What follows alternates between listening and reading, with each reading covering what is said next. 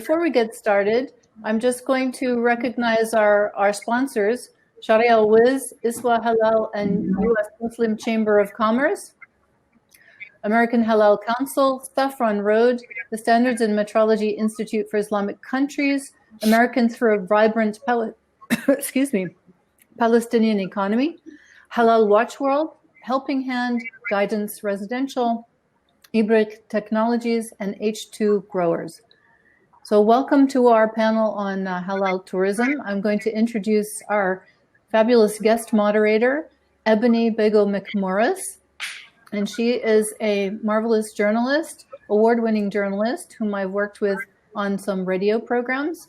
And she's going to keep this lively, I'm sure. Ebony, I'm sorry, we need to do the video. Yes, somebody has their window sharing clicked, so I cannot share my window or screen. So that's the screen with the red cross under the videos. If you can uncheck that. I see the icon, but I actually can't. I can't unclick it either. Yeah, I can't click on it either. Okay. Nobody can? I can't either. No, I can't. Okay, so go ahead and continue. I will leave and come back and see if I can figure it out. Maybe toward the end we can play it, or halfway through. Will that be the same presentation? What, Ebony? Will that be the same? Okay, wait a minute. Hold on. I think I got it. It just did it. Yeah, I still can't share my screen for some reason. Go ahead with the program. All right, so Ebony, take it away. Okay, absolutely.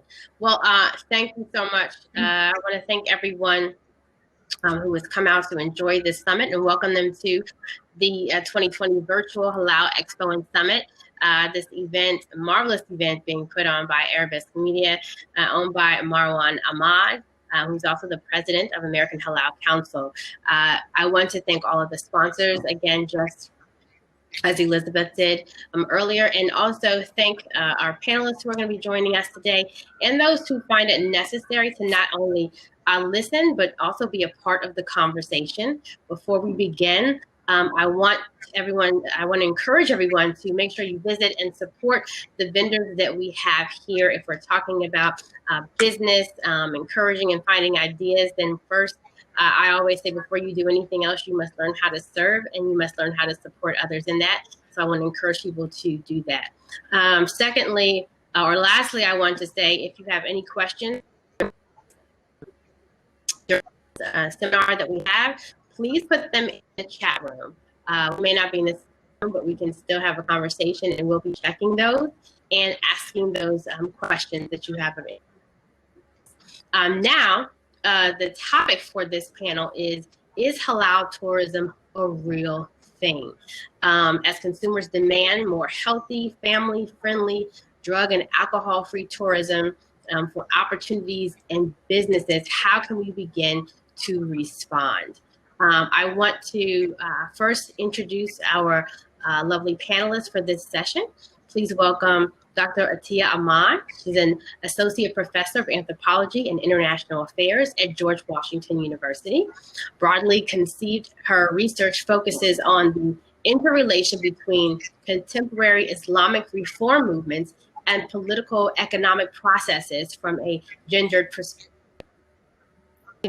on a ethnographically focused research on the development of halal tourism networks in the Mediterranean and Middle East. She has conducted research throughout the Muslim world, most notably in the Arab Gulf states and Persian Gulf region, South Asia, and Turkey. She's the author of the multi-award-winning book, Everyday Conversations, Islam, Domestic Work, and South Asian Migrant Women in Kuwait. And she has held fellowships and been awarded numerous grants, including at the Oxford Center for Islamic Studies, Stanford University, the ACLS Loose Religion, Journalism and International Affairs Award, and the National Science Foundation. I just want to thank you for being here. Please welcome Dr. Atiya Ahmad. I next want to introduce our last panelist. Najab Mansuda. We just had a panel together earlier, so I'm glad to see you again. He is a seasoned hotelier with over 35 years international experience in management positions, managed 5-star and luxurious hotels in Africa, the Middle East, and Asia. It's privileged to be able to learn and appreciate and understand different cultures. I want to thank you for being back. We look forward to hearing on the expertise of both of you on today. Thank you. Moving ahead, I know that I'm not sure we'll be able to see those presentations. Just want to double check in with I know both of you all have presentations. Mine is just oral, so. Okay, well, let me start. Yours is, okay, so I'm going to start with Dr. Ahmad, and then I'm going to come to you, Najib. Okay, go ahead, Dr. Ahmad. Okay, let me begin first by thanking the organizers for the invitation to participate in this forum and for drawing much needed attention to the issue of halal. Second, let me briefly clarify my position and role. I'm a sociocultural anthropologist, so as already mentioned, a professor of anthropology and international affairs at George Washington University. I am not part of a halal certification board, a halal company, or a purveyor involved in tourism or halal tourism. Rather, I've been conducting research on the development of halal tourism, a term I first learned about and was curious about beginning in 2012. Over the last several years, before being halted by the pandemic, I've been conducting field work to learn about the work with purveyors of halal tourism that includes tour companies, tour guides, hotels, restaurants, halal certification boards, and tourism industry officials, as well as consumers of halal tourism, so the ones that are on group tours or independent travelers, and key places where halal tourism is developing, including southern Spain and in Turkey. My focus has been to document these groups' utterances, so what they say in their practices, what they do, of what they refer to as, or many of them refer to as halal tourism. As an anthropologist, my focus is not on determining the definition of halal tourism or who among these groups has an understanding that is most accurate or correct, but rather to trace how different groups understand and use the term. Okay? I mention this because of the title of this panel, is halal tourism a real thing, where halal tourism is inverted scare quotes. I have to say I was initially amused and somewhat puzzled by this title, but assumed that halal tourism to warrant a panel. I can say that based on my research, people have developed businesses, activities, and understandings in the world of halal tourism, so it is real in the world. But if the question was also meant to prompt a discussion of whether you, the audience, should get involved in halal tourism as either purveyors or consumers, my job here is not to persuade you either way, but to share with you some of my findings from my ongoing research. But first, some political, economic, and historic context and background. Tourism is a surprisingly significant global phenomenon. According to the United Nations World Tourism Organization, before the global pandemic, tourism accounted for over 10% of global GDP, 1 out of every 10 jobs worldwide, and it constitutes the most extensive circulation of goods, services, information, and populations in our contemporary world. Tourism is also important to nation building and state-making processes and infrastructural development, construction of ports, airports, and roads. On the less positive side, it's also a significant factor in gentrification, home and land dispossession, environmental degradation and destruction, economic dependency. It's also significant for processes of exoticization, where a place or a people's appeal to international tourism is predicated on its perceived characteristics, what one might consider stereotypes or savvy marketing that tourism then reinscribes. Tourism is also a site and means through which imperial and neo-colonial relations are produced. Here we need to ask ourselves, who are the tourists and where are they from? Who and what are the places being toured? And what are the interrelations, right? What are the interrelations like between these groups and these places? Now, while travel has a longer historical trajectory, mass consumer-driven travel itself developed in the late 19th century at the height of imperial and colonial projects. Religion was part of the process of the development of the tourism sector. Key actors, a notable one here is Thomas Cook, who founded what became the largest and longest running travel company, Thomas Cook & Sons, until it folded last year. He was part of, and he was motivated to develop his business as part of promoting Christian fellowship and practice. Parts of the Middle East became among the most popular destination sites. They continue to be so. And this includes Egypt and the Holy Land, parts of the Shem. And here, Judeo-Christian religious histories and imaginaries were emphasized in the early development of tourism.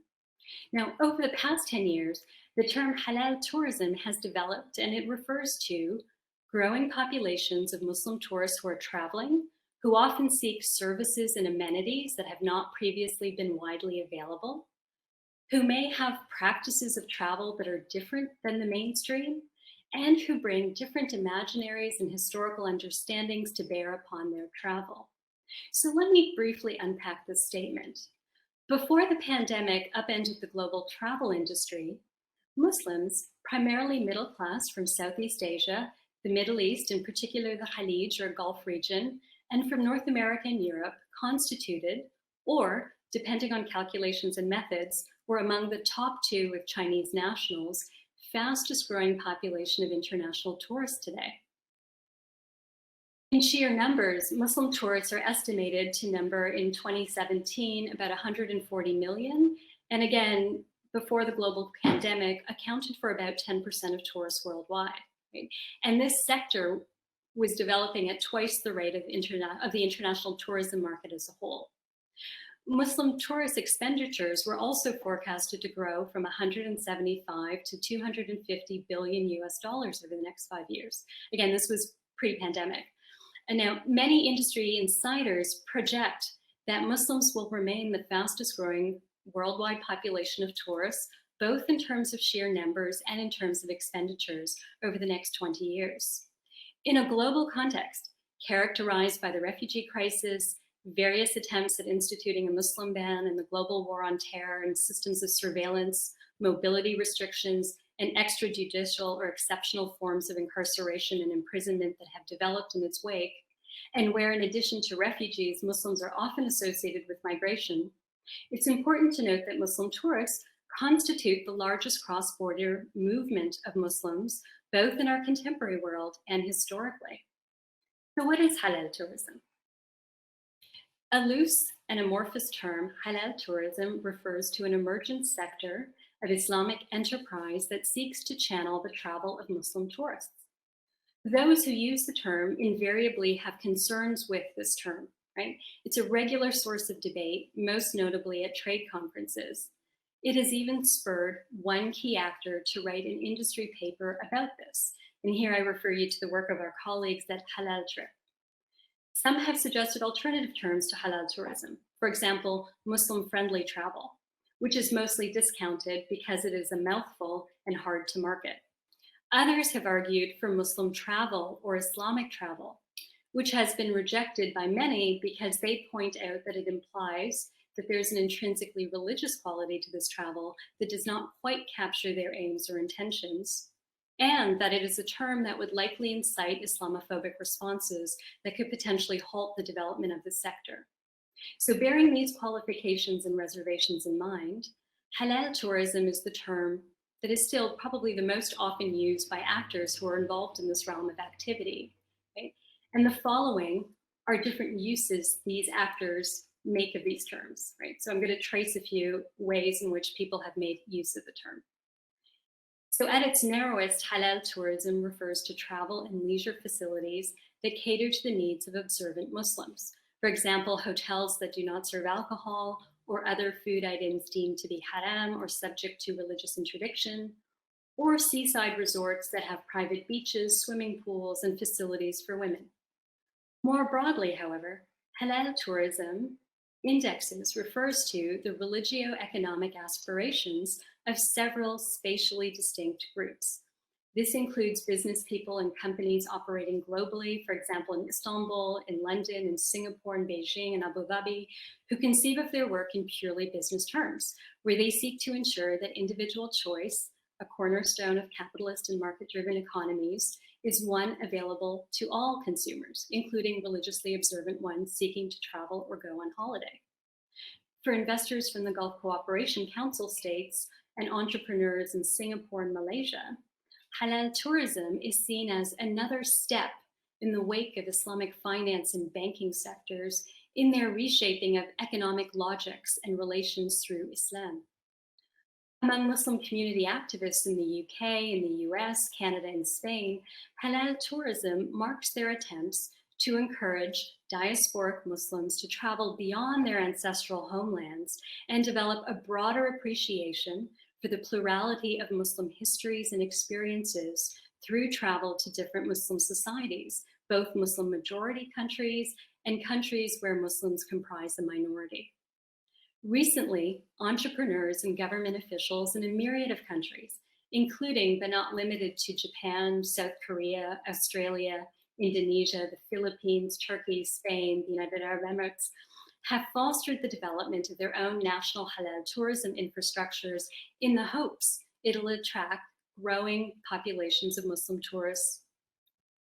Now, in recent years, this globally dispersed network of actors and activity has coalesced through a series of international halal tourism trade conferences, industry sectoral reports, trade magazines, online B2B or business-to-business information portals, and searchable online information and booking sites for, and online information and booking sites for restaurants, hotels, resorts, and travel agencies. Collectively, they have sought to carve out the recognition of the presence of Muslim tourists and to service these tourist tastes and needs. Their efforts underscore the growing recognition, both among practitioners and purveyors, as well as scholars of tourism in the Middle East and Mediterranean region, that mass consumer-driven travel has developed in ways that assume and privilege Western, Christian, or secular travel. In other words, that tourist facilities have historically developed privileging certain groups, and halal tourism is developing not necessarily in opposition, but in complementarity or in overlap with this. So let me stop there and again reiterate, I am not a practitioner or business person involved in halal, but an academic, and I'm most grateful to be part of this forum. It is a pleasure to be here, and if I can provide you with further information, please know I'm happy to do so.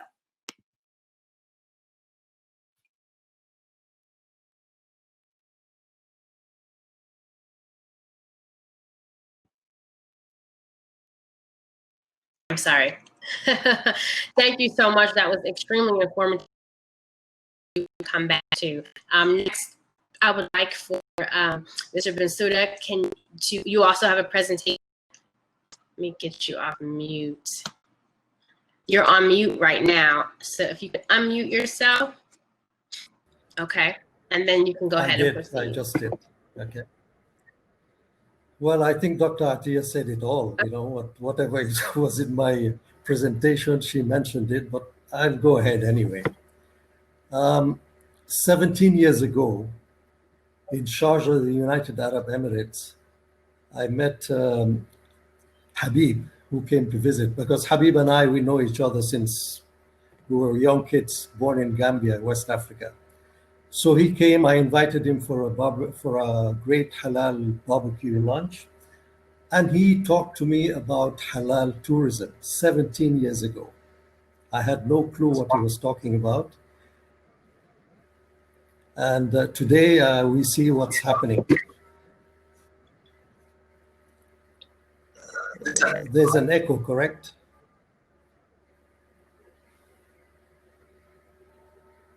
Hello? Yeah? Okay. Tourism can mean a lot of things. It can mean going out of your home, going for a few miles down the road into a hotel with your partner to get away for a weekend. It could also mean going thousands of miles away to visit a destination very far away. And of course, you spend more time if you do that, okay? Going from your home to nearby, you can spend the weekend, but going away abroad takes a lot of time, takes a long trip and so on. You have to stay longer. The problem is that Muslims, when they go on a business trip or attending a conference or for medical reasons somewhere, they do not usually get halal restaurants and accommodations in most places. Because halal is not only limited to food, but also it's a lifestyle, as Dr. Atiyah said. It's an emerging market in the tourism industry, and it's getting very serious attention from a lot of hotels, with growing number offering already segregated pools, beaches, recreation areas, halal food, for example. Again, Ebony, I would like to bring in Shaza Hotels, because I said that this morning. And the way they advertise and the way they, make it very, very interesting. Because Shaza wants to keep not only their halal guests, but also they have non-Muslim guests who they want to keep also. They don't want to limit themselves only to halal guests. So their message is, and this is, I'm quoting because this I think is a beautiful, beautiful way to put it. We are focused on the creation of a 21st century East that respects the past but does not get lost in its nostalgia. I think it's a beautifully said and beautifully worded, so that it pleases the halal people and the non-Muslims at the same time. We found that there was some resistance at some times for the halal concept. There was some resistance from non-Muslims because of lack of understanding, probably, or because of the connotation, because Islam is involved in it. And of course, Islam is connected with, according to them, with terrorism. So one has to be very careful in sending the message to everyone and to educate them on what halal is. We all know that what halal tourism is, and what does the halal tourist want? He wants halal food, of course, alcohol-free, dedicated prayer areas, separate pools, sun areas, spas, other relaxation areas. One except Islamic dress. And here I talk about the burkini. The bikini that's worn by Muslims and halal. This is not allowed in France on the beaches. So Muslim halal tourists don't go anymore to France. I mean, there are a lot who go, but a lot of them, they have lost a lot of the market share in that. And they don't accept also the hijab. People follow them in the street and pull their hijabs and talk to them in a very Islamophobic way. Muslims prefer these facilities for religious purposes, and some non-Muslims also like this because of the comfort and the safety for their families and the work environment. As I mentioned this morning, I managed two halal hotels in Sharjah, in the United Arab Emirates, once in 2002 and once the second time in 2007. The hotels were running very, very high occupancy and very high average room rate because the clientele was there. They were extremely happy to be in an environment of safety. And as I mentioned this morning, Ebony, there is no bars, and people come out of bars at times in the evening and they make a lot of noise and they mingle in the lobbies and so on. So these hotels are very family friendly and people love them. We also had non-Muslims who were very happy to be in this kind of environment because of safety and because of a nice, quiet, peaceful evening when they go to sleep. Islam has about 2 billion believers spread around the world, with a growing presence in several countries such as India, Russia, USA, and the European continent. Their purchase power is estimated at $2.7 trillion, and this is obviously makes them a very excellent segment for the hospitality industry. Based on a report by Thomson Reuters, in 2014, Muslims around the world spent $142 billion on travel. That's excluding the Hajj and the Umrah. So Muslim travel sector is in third place in global travel spending after China, 160 billion, the USA, 156 billion. And it accounts for 11% of the total global expenditure on travel.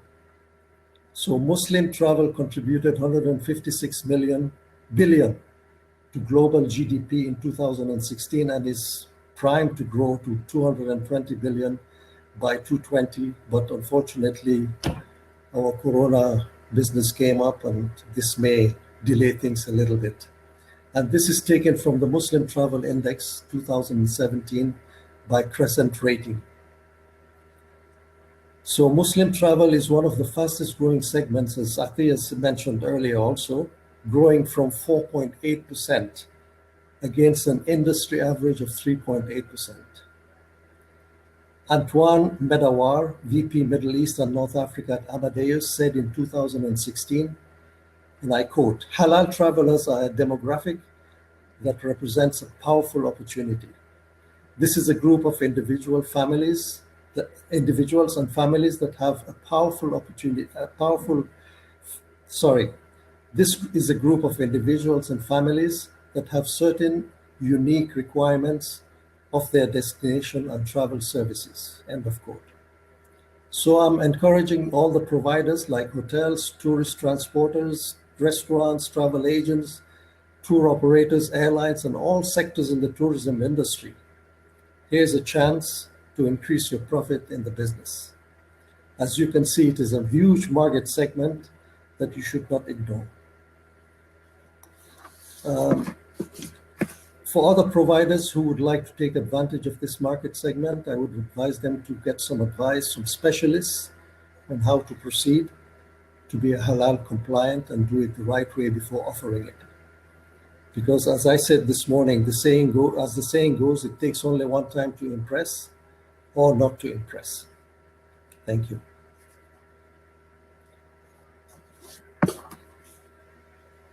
Ebony.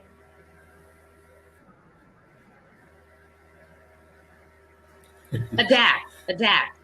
That's the word that Najim came. We're adapting. Absolutely phenomenal information that you gave, and I kind of want to delve into it because as Dr. Rahmat was speaking and as Najim, you were speaking, the first thing that came to my mind, is just the term culture vultures. Because I started out by saying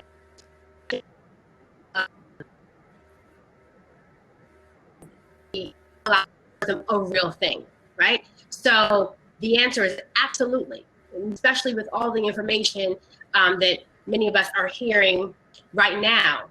But the next question that comes to mind is, with the rise of tourism, and we see how much it is contributing to a global market and how much money is coming in, the next thing that goes to your mind is, how do I protect this culture? How do I, especially as we have more Westerners come in and see the advantages, how can this community kind of control its own industry and not be victim to what I'll just use the term culture vultures. And we've seen that happen, especially as an African American, I can say, many people look at our culture and everybody profits off of our culture except for us, and we create and innovate, but we are at the last of this, on the totem pole of this. And so when it comes to this industry, what do we need to do to first protect the industry? And I want to go from there and then talk about innovation and even the generations now that we're seeing that are participating in halal tourism. Dr. Ahmad, I will start with you. So, can you hear me? Yes. Yeah. So, two dimensions maybe of protect, right? So one of the issues I mentioned with respect to tourism is that in addition to its great economic impacts, it also has some really negative effects in particular communities, countries, and in the world, right? So environmental impacts, issues of social justice, who benefits from tourism, who doesn't, what are the relations like between countries that send large numbers of tourists versus those who have them incoming and are dependent on tourist dollars. And so one of the things that it's been really noteworthy in my research is there are a number of actors who are involved in halal tourism who have been looking at the question of ethical and responsible tourism. So some of the issues, so for example, one group has long involved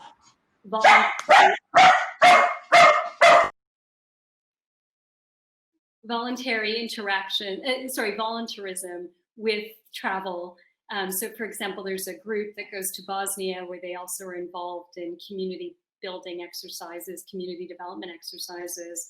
And there's also been some groups who are looking at environmental impacts of tourism and trying to promote more sustainable forms of tourist practices, all under the rubric of halal, right? That halal is not just about the issue of permissible and impermissible, but it's about the type of, positive impact we want to have on the world. So conceiving of halal in a broader way. But the other issue of protect, I think, is we are seeing growing numbers of tourists who are Muslim, and people who are involved in halal tourism want to ensure that the profits and the benefits of that accrue to people who've historically been excluded from the profits of tourism, of which many are Muslims, right? I think about histories of tourism development in Egypt. Thomas Cook made a lot of money. I don't know if people who are involved in, the particulars of tourism services in Egypt did, right? So this is a question we need to ask. Protect, the possibilities of who can benefit from this. So I'll just stop there. Those are a couple of thoughts.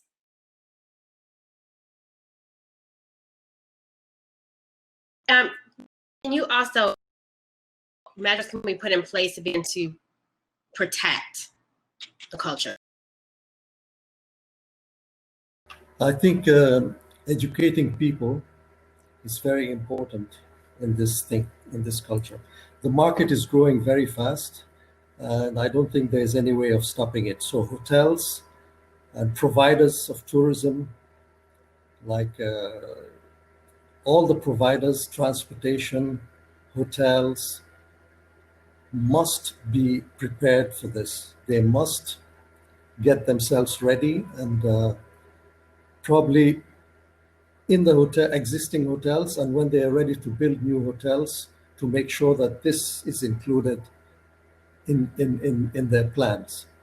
The more you provide halal, what the halal people want, or what the halal Muslims expect, the more tourists you will get. And it's a big money-making industry, and hotels are there to make money. So, this is it. There's no secret. Provide, give it to them, educate people. When I say educate people who are going to receive them, because this is very important to do properly. If they're badly received, they will not come back. This is not natural in any halal or non-halal, or for everybody.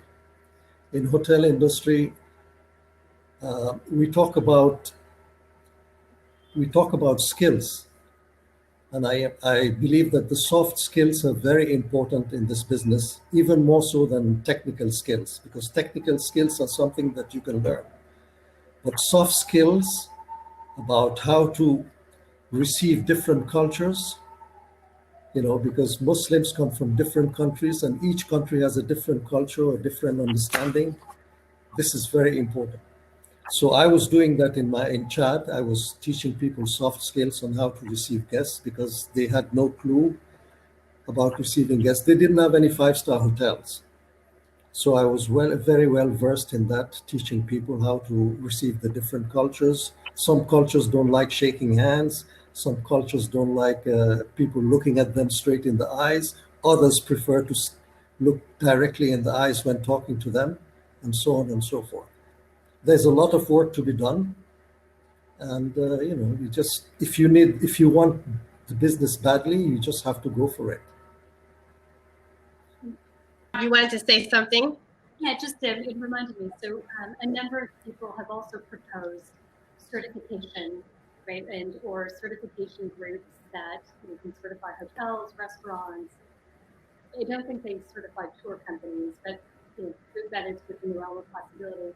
But that can be one way of protecting, right, the culture, depending on how we conceive of culture. But then also a lot of certification boards have been involved in education, right? So providing information and education that Mr. Bensouda has just referred to other people involved. So hotels that are not necessarily halal, but that want to attract Muslim customers. And so they don't know exactly what that entails or what that means. And so groups have provided information. And so there I can give you, a good example is Instituto Halal, which is based in Córdoba in Spain. They have an Escuela Halal. So they do certification and they also do training. And so they are a role model to my mind in terms of the work that they do. What can we do? So for those who are in the room, I want to encourage you. I've seen Awana's posted results on tourism. I'm just going to read it really quickly. Marwan, correct me if I'm wrong in reading. What are the most important aspects of halal tourism to you and your family? The results: hotels with prayer areas and private pool. 22% said that's what it was for them, I believe, if I'm reading it right. Others said airlines that serve halal food and no alcohol. That came in at 11%.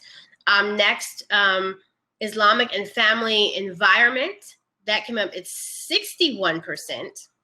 And then historical destinations. That came in at 6%. So to those who didn't participate in the poll, I just want you to put down below what you feel. What's the most important to you? I see that Habib has said movies that are not pornographic or X-rated in the hotels. That's important. So just put in your answer. I do want to kind of get feedback from those who are watching.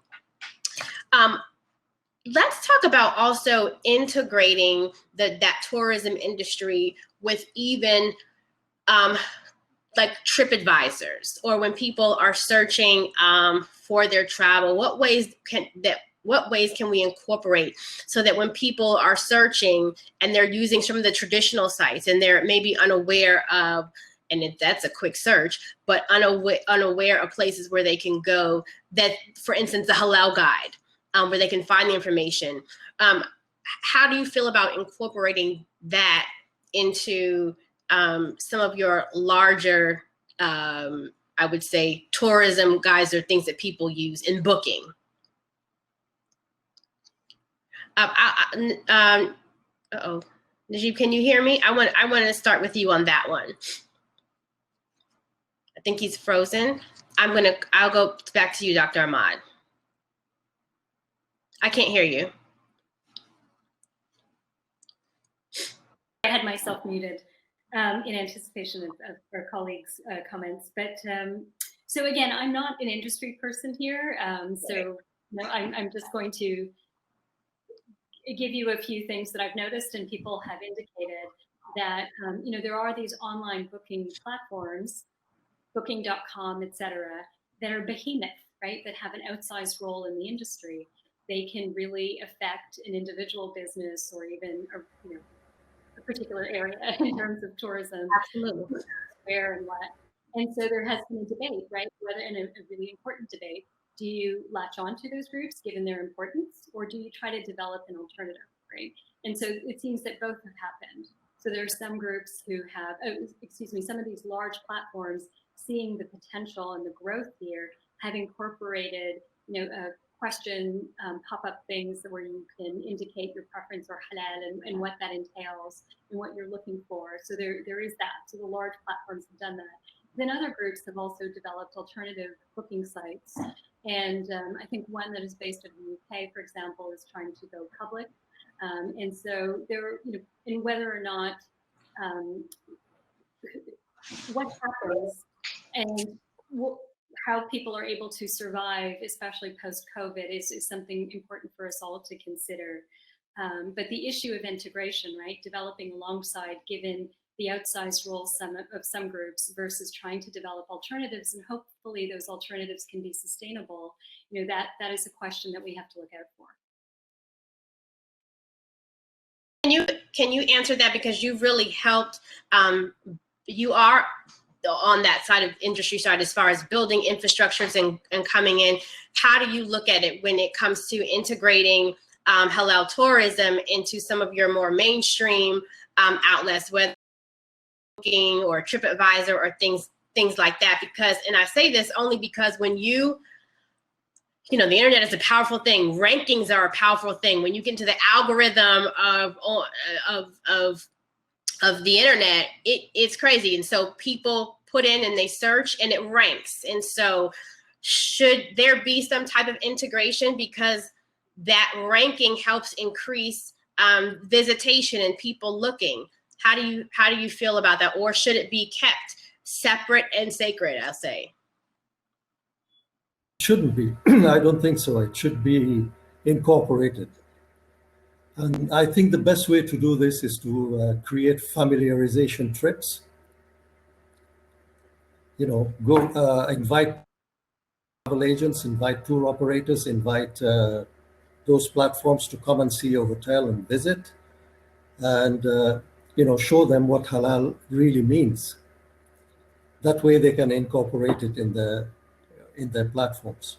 But it is very important, because sometimes these platforms don't understand when you say halal tourism. They have no clue what you're talking about. Right. So it's always great to have this familiarization trips. Bring them in, bring them over, let them visit the hotel. Of course, they stay for free, and you show them around, you show them to all the places of interest, and and then they will be happy to include it. Very important. It also kind of goes back to certification, because in doing some research, it's friendly, right? But then it didn't really have all the different things that people were looking for. And sometimes people said halal friendly. It was just because they had the food, right? But there were no prayer facilities. There were no other things like that. And that is just to get people. I mean, at that point, it's about money. And so that's what I'm talking about. How do we also protect that?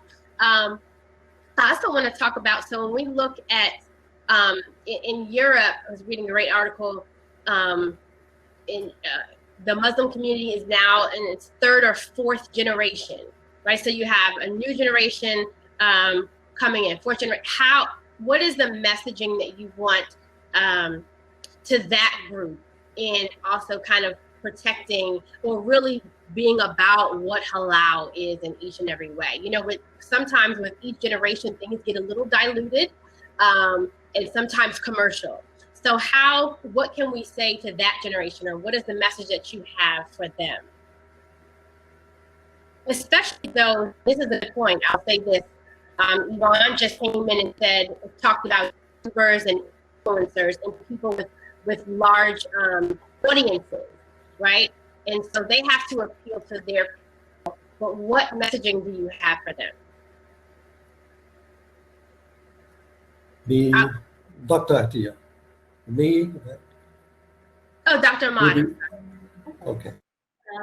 That's a great question. So what I've found is a lot of people are actually following and trying to learn from young people, so as opposed to trying to help them and educate them, but that there are also some groups, for example, tourism bodies that are part of national governments, that are seeing the importance of the influencers and trying to get them involved as well.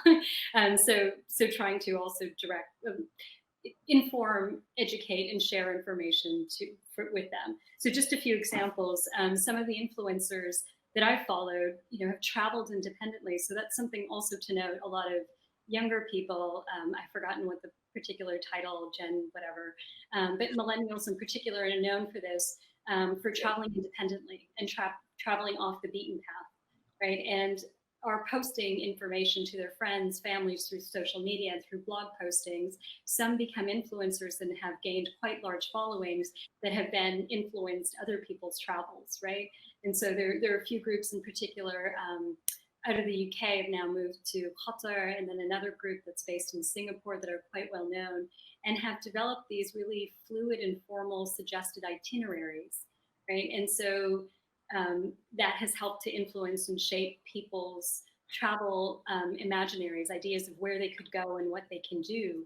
And that they are adapting, right? In many ways, they are sort of the vanguard who are going to places and seeing what's available and what's not, and finding sometimes just surprising, communities, for example, groups of diasporic or migrant communities of Muslims in South Korea and Seoul, and the availability of halal food there and masjid facilities. And masajid. So people are learning from them through their kind of trailblazing work.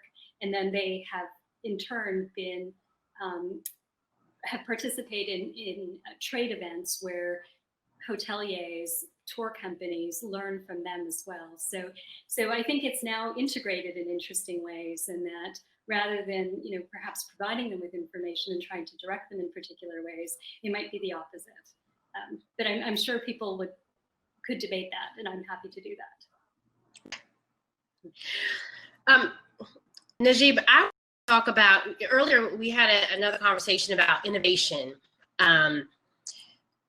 When we're looking at this tourism industry, talk about the need for businesses, small businesses, firms to then come into partnership with halal tech firms in order to, I would say, continue kind of dominating in the market. So that partnership with different halal businesses, which is why this summit is so important, right? So if you're in this sector here, you're connecting to this industry and that industry and having tech be a major part of it. And that will help create innovation. Are there any examples that you can kind of give us of how you've seen that collab really work well together? As far as innovation and collaboration with halal companies. Can't hear you. Yeah. It could be the halal, like the supermarkets or the great big halal shops can be very interesting. I was running a fast food operation in the United States some years ago. And there was a place where we could buy halal food. So these two, we wanted halal food. We couldn't get it everywhere. So this place was selling a lot of halal food and things like that. So it is important that, all this thing is about education. If people know, if businesses know that they're going to make money out of this, they will do it. Okay, there may be some resistances, but if business is business and you are there to make business, to make money. So I think the important thing is just to, find the right partners to develop together and grow together. But I think the hotel industry is probably the important thing for the hotel industry is the food and beverage is very important, and also how to improve or how to bring in the halal amenities. So they can also be partners with other people who provide amenities to hotels like soap, shampoo, and so on and so forth. So I want to ask this next question in kind of two parts, and we're kind of coming to an end. And I want to kind of make this real, and as my grandma said, put it where it goes and get it. I'm a business owner sitting here to do more in the industry of tourism, whatever the industry is, and they're going to be watching this. Number one, what are the things that I need to know as I'm sitting here and listening, and you've been in this industry, especially during COVID, and as times are changing. I see the numbers are huge. There's a lot of money to be made. I still want to protect what I believe in, and this how sacred this culture is for me. What are the three things that I need to know before stepping in the waters? Najib, I'd like for you to answer that on the business side. And then Dr. Ahmad, I want you to kind of answer it on from a cultural level of what I need to do. And that can even include resources where I need to go, but I'm at the point where I'm ready. What's the next step? Well, when you're ready or before you're ready.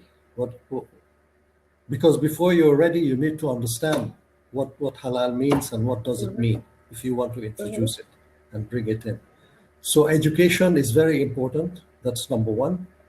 Resources are very important, number two. And willingness, adapting, number three. You need to adapt. Again, I repeat that word because I think it's the It's the word of the decade. it's replacing other words like the normal. So Right. adapting, Nothing's normal. Just adapt. yeah, Not normal. adapting is not normal. Adapting is very important. Ready to adapt very quickly and very fast. Jump on the bandwagon, get in there, and if you're interested. These are the three things for me. Okay, thank you very much. And Dr. Ahmad, let's say I am halal. That is my lifestyle. That's what I've been serving. That's what I've been doing. But there's always going to be a fear sometimes there. And so talk to us then about kind of what do I need to do to ensure and protect what I'm putting out there. You mean from the perspective of a business person who wants to enter into halal? No, that they can already be, but they're looking to do even more and partner as we, and you know what I mean, take larger steps in this COVID environment because everyone's going to have to, and even attract a larger market. Yeah, so if folks are already, for example, involved in halal, I would encourage them, their particularities and also lessons hard learned by people who undertaken, who are part of halal tourism already. And there are a lot of opportunities to learn from them because there's a lot of information available online, there are conferences, there are people who consult, etc. So really, I would underscore what Mr. Bensouda said, which is educate and learn, right? Learn from others as well. And there is information out there. And then I would also say, post-COVID, I think there's been a lot of reports just in tourism in general that the nature of tourism is going to be reworked. It just necessarily is going to happen. There are a lot of places that have large number of tourists where it's unsustainable, it has really negative effects, and how tourism is going to re-operationalize itself is something we need to consider, right? So it's not necessarily going to be the same, and therein lies the opportunity for halal. Right? A good example is that when there was that horrible environmental disaster in the environmental what was it? It was like a typhoon that affected Japan. Pardon I have a bad memory about these things, but there was a really bad storm typhoon that affected Japan, leading to a nuclear meltdown, and their tourism industry bottomed out. And when they rebuilt, right, they brought in, through that process, they brought in people who were familiar and knowledgeable about halal tourism. So in rebuilding their tourism sector, they were aware of the possibilities, right, that a lot of tourists would be coming from Southeast Asia, where the majority of the population are Muslim. And so they reconfigured their tourism industry in response to that. And so, inshallah, if there is the Olympics next year, you will see prayer facilities that are available. And those facilities will remain. There's some at the largest airports. I have colleagues who've conducted research in Japan for decades. And when I wrote to them and asked them, have you noticed prayer facilities in the airports? They were like, I don't think so. And then lo and behold, when they were in the airports on their way home or just arriving, they said, actually, you're right. I have noticed them. Right. So there is a changing environment and a lot of uncertainty. But if the trend lines continue as we are seeing, as Mr. Bensouda said, business is business. This seems to hold in terms of people's understandings, and halal is going to be part of this reconfiguring. And I think it's as people who are interested in this sector to also raise our voices about how we want it to develop, right? What kind of impacts we want to have through tourism, and think about some of the negative effects that tourism has unfortunately had historically, including on our own communities. So we need to consider that. Absolutely. Thank you so much for your comments. Where can we go to find out more information from you, Dr. Ahmad? That's a good question. I have a very low profile on social media, but I guess you can email me. And I have, again, as I said, I'm not a practitioner of halal. I'm a very interested researcher. I have benefited immensely from working with people who have been very generous and kind with their time. And so I have familiarity with people who are involved with this, and I am more than happy to pass along that information. And thank you again for inviting me to this forum. Thank you so much. And you can put your email in the chat. And Najab and Suda, thank you so much. Where can people go to find out more information for you? Or they may come get you to be like a mentor for their business, like a consultant. That's what you do. Reach out. You're on mute. Elizabeth has my numbers and so on, my contacts. So please, Elizabeth, if I'll be happy if you share it. All right, we'll do. Thank you so much.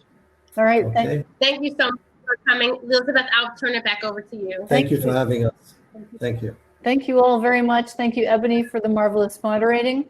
We are, there are really no more announcements to make, except for please join us in 3 minutes for the top Halal Company Awards in the US, coming to your screen in 3 minutes. Thank you. All right, thank you all.